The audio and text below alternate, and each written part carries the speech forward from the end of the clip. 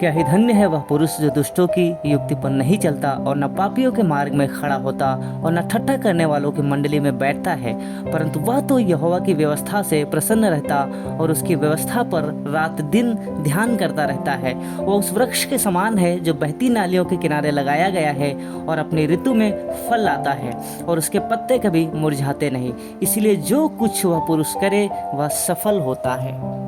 मेरे प्रियो, यूहन्ना का 15 अध्याय और वचन 5 में लिखा है, मैं दाखलता हूँ, तुम डालियाँ हो, जो मुझ में बना रहता है और मैं उसमें, वह बहुत फल लाता है, क्योंकि मुझसे अलग होकर तुम कुछ भी नहीं कर सकते। एक विश्वासी परमेश्वर के वचन से अलग होकर कुछ नहीं कर सकता।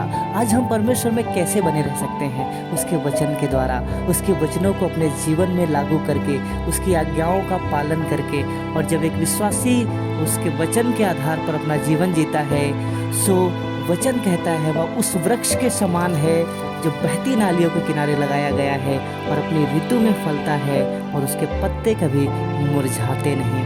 क्यों? क्योंकि परमेश्वर की व्यवस्था आपके अंदर है। आपने परमेश्वर की व्यवस्था पर रात दिन ध्यान लगाया है।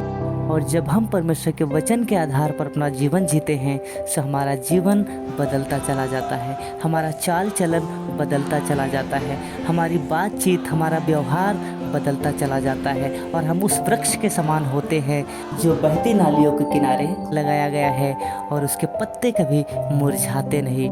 लोग हमारे व्यवहार को देखकर, हमारी बातचीत को सुनकर ये समझ लेते हैं ये तो परमेश्वर के लोग हैं, ये तो प्रभु यीशु मसीह के लोग हैं। परमेश्वर इस वचन के द्वारा आपको आशीष दे। Praise the Lord.